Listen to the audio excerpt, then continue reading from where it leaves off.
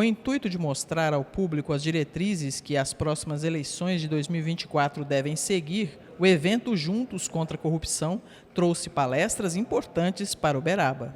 O evento de hoje é em celebração ao Dia Internacional de Enfrentamento à Corrupção.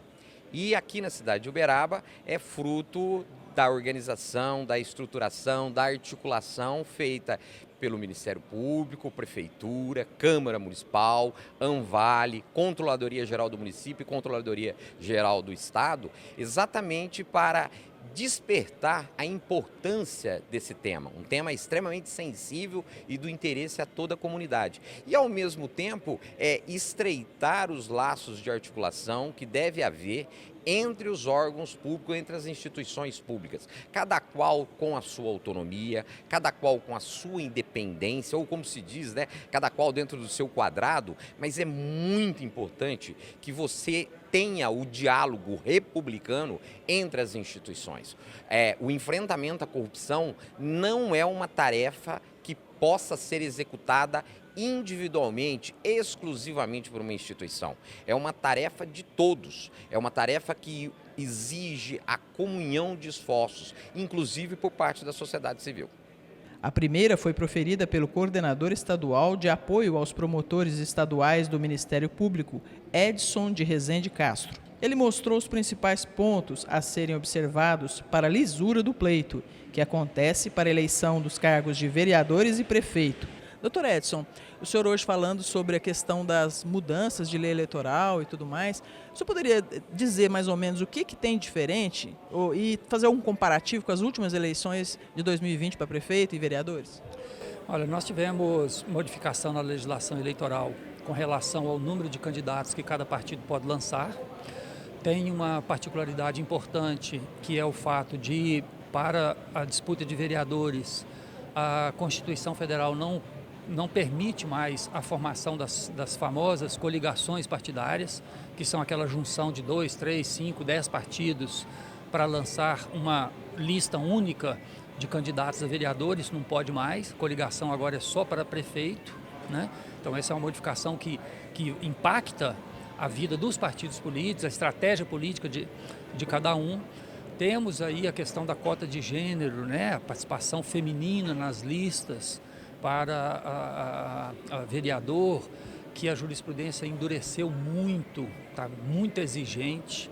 Os partidos têm que, além de lançar candidaturas femininas, têm que dar condição ou condições financeiras para que essas mulheres façam campanha e disputem de verdade, como, por exemplo, pelo menos 30% dos recursos dos fundos partidário e eleitoral, que são fundos públicos, têm que ser destinados às campanhas das mulheres. As mulheres têm direito a pelo menos 30% do tempo de propaganda no rádio e na televisão. Então são modificações, principalmente no comportamento dos tribunais eleitorais quanto a esses temas. Os tribunais têm endurecido muito com relação especialmente à participação feminina e à participação de pessoas negras nas campanhas eleitorais. E a questão tecnológica, redes sociais, uso de equipamentos, por exemplo, aqueles robozinhos que vão verificar quem está falando o que de quem. Existe algum endurecimento nesse tipo de fiscalização? Sim, também é um detalhe importante. O uso das redes sociais, o uso da internet em geral, ele é, de certa forma, uma novidade. Embora tenha sido regulamentado em 2009, mas a internet, ela se revoluciona a todo momento, né? E a jurisprudência, os tribunais, os operadores do direito em geral vão aprendendo com a roda andando, aprendendo a cada dia. E as coisas vão se mostrando, como, por exemplo, nas últimas eleições presidenciais, nós tivemos o chamado impulsionamento indireto, né? A lei permite que partidos e candidatos, ao postarem conteúdos, por exemplo, nas redes sociais, eles contratem com a plataforma, né, com o Instagram, com o Facebook, etc., para que aquele conteúdo seja impulsionado. Ele paga para que aquele conteúdo chegue a mais pessoas. Isso a lei permite que seja feito, mas não permite que esse conteúdo ele seja negativo, ou seja, o conteúdo só pode promover o candidato. ele não pode falar mal do outro, ele não pode ofender o adversário. E aí o que nós vimos em 2022 foi o chamado impulsionamento negativo indireto, por meio do qual a pessoa impulsiona o seu conteúdo, mas do seu conteúdo o internauta ele é conduzido a conteúdos que criticam o adversário.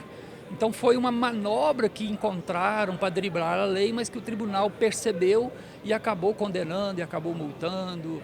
Enfim, nós tivemos aí essas novidades, que são novidades decorrentes da própria dinâmica do uso das redes sociais e da internet. A outra palestra, que aconteceu no auditório da Prefeitura Municipal, abordou o caminho do diálogo para a garantia de sucesso da governança em municípios e Estado. Quem falou sobre o assunto ao público foi o ex-ministro da Controladoria Geral da União e controlador do Estado de São Paulo, Wagner Rosário. Wagner, hoje essa palestra é muito importante, inclusive para quem são os gestores, né, públicos. A conversa da gestão pública interna, da gestão pública externa, como é que funciona isso? Olha, a gente tem hoje um grupo muito grande de órgãos que atuam dentro do Estado, né? Esses órgãos, cada um tem suas atribuições, tem suas competências, e esses órgãos precisam conversar, eles precisam ter um diálogo, né, um planejamento, uma estratégia bem montada para que esse trabalho ande. E hoje a gente vai procurar um pouco tratar sobre isso, da importância disso e como é que isso contribui para o final, que é o que a gente mais se importa, que é a entrega de políticas públicas para o cidadão. No caso, essas estratégias montadas, né, tem que ser montadas, bem montadas inclusive, né? Como é que funciona isso? Você tem algum exemplo para dar para a gente? Sim, tenho alguns, né? Eu falo que aqui em Uberaba tem um exemplo muito bacana, né? Aqui a Prefeitura autorizou o Ministério Público a acessar direto os seus sistemas, porque sabe que o Ministério Público não vai ficar 24 horas por dia olhando o sistema, procurando algum erro para entrar com uma ação. Ele só entra no sistema quando ele tem uma ação em andamento, ao invés dele demandar o município, ele entra lá e busca a documentação que ele necessita. Isso é um vínculo de confiança que foi gerado entre dois órgãos, um órgão de controle e um órgão de execução de políticas públicas, que demonstra que a gente pode diminuir a burocracia, trazer uma confiança entre as instituições, e quem ganha com isso é o cidadão. Eu vou procurar hoje na palestra trazer outros exemplos aí em outros âmbitos, mas acho que o caminho é esse, um trabalho conjunto visando sempre a sociedade. Para a Controladora Geral do município de Uberaba, Júnia Camargo, o momento é de absorver conhecimento e esclarecer dúvidas em prol da transparência nas eleições e nas ações do poder público. Júnia, esse importante evento que a Prefeitura, em conjunto com outros órgãos, está proporcionando aqui, nesse dia tão importante, né, de combate à corrupção, como é que você avalia, né, essa importância de mostrar para a sociedade como é que é feita uma gestão pública com transparência, a questão eleitoral também, que é muito importante para o ano que vem, né? Bom, eu acho importante, primeiro, o combate à corrupção não se faz só dentro dos órgãos públicos, a sociedade precisa participar disso, né? Não existe governo corrupto em sociedade íntegra. Então é preciso trazer a comunidade para dentro do debate para que a gente possa de fato fomentar tanto a iniciativa privada quanto o setor público a boas práticas que combatam a corrupção. Então é importante essa integração, a Câmara enquanto representante do munícipe, né? O Ministério Público, controle externo, os órgãos de controle interno como a Controladoria Geral do Estado e a Controladoria Geral do município. Essa integração é importante para que a gente consiga de fato construir uma rede forte de combate à corrupção.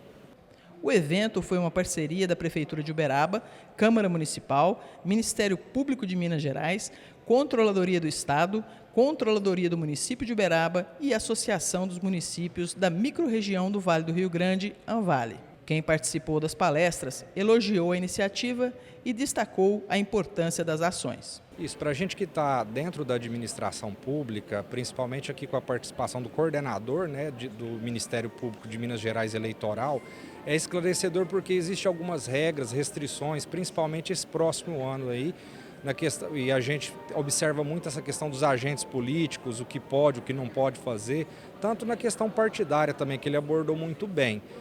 Nós lá, como na Procuradoria, a gente vai trabalhar num papel agora no próximo ano, num trabalho orientativo.